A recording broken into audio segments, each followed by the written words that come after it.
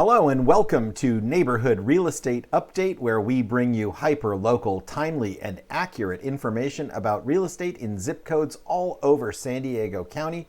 Today is February 8, 2023, and we are looking at 92126, Mira Mesa. Mira Mesa is one of the bread and butter zip codes in the northern part of San Diego.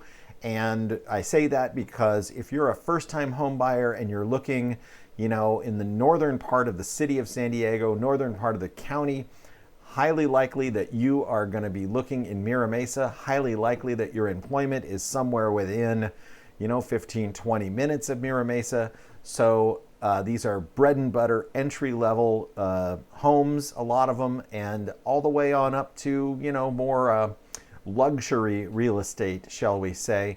But in general, this is a very good area for first-time buyers and people coming into the area from outside, etc., etc. A lot of employment near Mira Mesa. It's a large flat area between Interstate 15 and 805, 56 on the north, Carroll Canyon Road on the south. Basically, roughly 80,000 or so people inhabiting that area. Anyway, let's go ahead and jump right into it here. Let me pull up there we go. Let's take a look at the inventory in San Diego County first. This has been going down every single day since about right before Thanksgiving, and here we are down again. About another 40 units from yesterday. We're at 2544 there. And that number just keeps going down as pending sales are outpacing new listings. We had ballooned up to about 4,500 units last summer and stayed there for quite a long time, several months in fact, and then it's just been going down and down and down. San Diego County has shed about 2,000 units of inventory since the beginning of November. So that is somewhat significant in my view. But let's talk about the issue at hand today. That is Mira Mesa.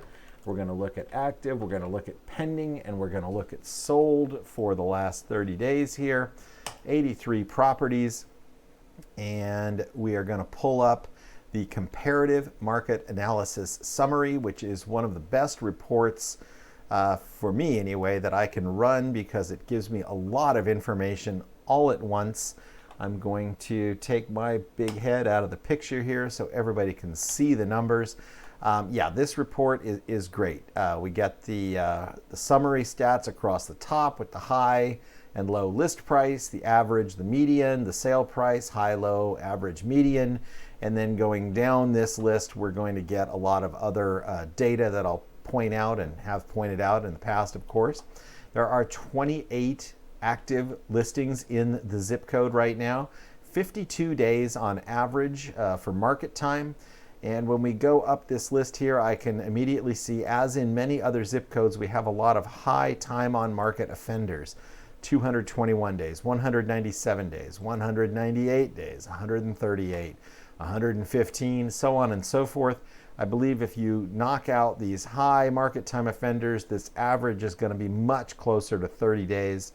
So that is one of the things that we are seeing is average market time did increase dramatically and hasn't come down yet for the standing inventory, those 28 homes. Now, this is, in my view, quite significant. We have more pending in Mira Mesa than we do active.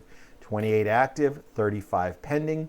This is certainly a bellwether zip code in my view, and we are seeing more demand than supply, more properties in escrow than on the market, and the average market time right there you go, 39 days. And there are still a few high market time offenders in here, but most of these are very low. So that is getting that average back down closer to where it usually rests. At the peak of all the craziness last year, average market time was down to like 9 days or less. It was insane. It was certainly under 2 weeks. And then it ballooned up and now coming back down the other side again. So We're seeing a lot of properties go under contract very quickly, 5 days, 9 days, 16, 17, 9, 11, 9, 25, 8, 5, 7, 5, 2, etc., etc. And then a handful that had been sitting that are now under contract. For instance, here we go on Via Abaca. Was on the market 149 days. This is a small 3-bedroom, 2-bath house, 1,010 square feet, and was listed at $699,900. Why in the world would that not have sold immediately? I don't know, but let's have a little peek at the history here to see what happened with this particular listing. First recorded entry, nearly 800,000, 792, and they went in August. This was like one of the worst times to list a home last year. I know because I listed a few. Just ask some of my sellers. August was not a great time to be hitting the market because that pending and active thing was reversed. There were more active than pending by a lot. So demand was low, supply was high, coming in at 792 on the 14th of August. Then about a month later, we say, okay, let's try 750 to 775. That didn't work. So again, well, even way more than a month later, on my birthday here on November 3rd, they lowered it to 699. Bam, went into pending. Oh, it took more than a month. I shouldn't say bam, that took more than a month to get under contract. And then whammo, back on the market on December 30th.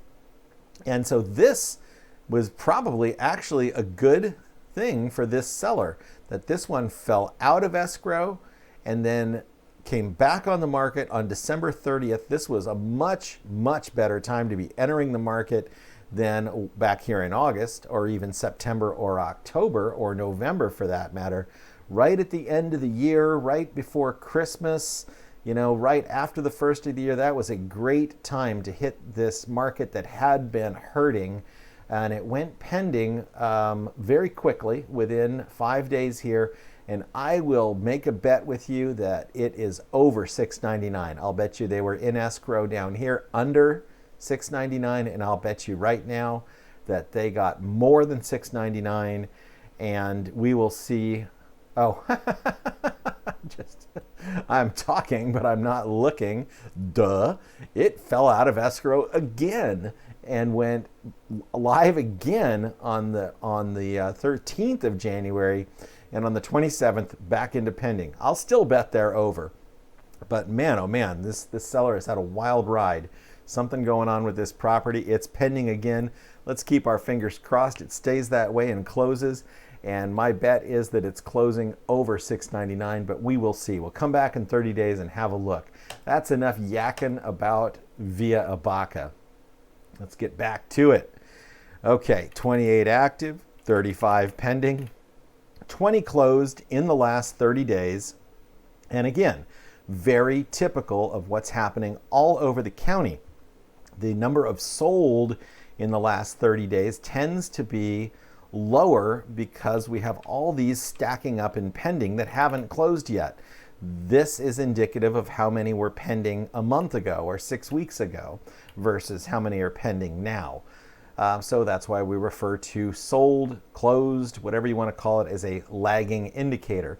But what we do see buried in these 20 is signs of life, signs of the market firming up. We see properties closing very close to or at asking price. Very close here. 385 was listed at 399. This one closed right at asking price.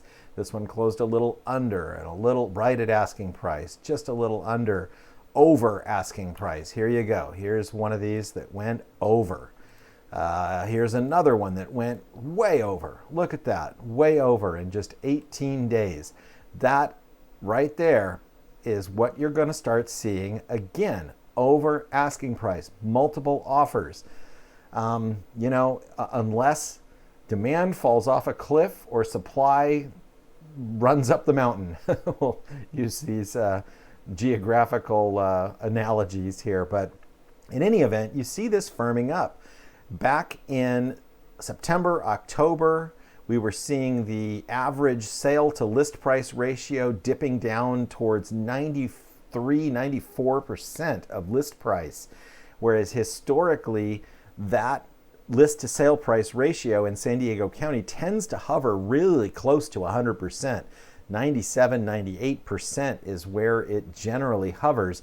And then at the peak of everything, of all the craziness last year, we saw the average list price to sale price ratio jump to about 106% around the county. Not everywhere, but in a lot of zip codes, it was well over 100% list price to sale price ratio. So where is it going to go? I would say I don't have that ratio for these particular listings, but just looking at the closed to sale prices, I'm going to say that we're checking out about a 97, 98% average here in terms of list price to sale price. So that is coming up, firming the market up, poised for increasing prices once again. Is it going to run away from us? I don't know. I hope not. I hope we see a nice, sane, smooth appreciation curve this year. A lot of experts are predicting it may even go down by 1% or 2% this year. If it's going to do that, it's not going to do it in the first quarter, that's for sure, but it all remains to be seen. So that's it for now from Mira Mesa. I will turn myself back on and tell you, if you like this content, please like, share, subscribe, and comment. We love your comments. We love to respond. We love special requests. So if you have a zip code you haven't seen in a while, you'd like us to jump in and look at, we can do that, or a sub area within a zip code even. This is a highly responsive, highly flexible show here. We're happy to accommodate you. So with that, we will see you tomorrow for the January in review. And it was not the January that folks were expecting, but it's the one we got, and we're going to be talking about that tomorrow. And back next week with more neighborhood real estate update. Thanks, and have a great day.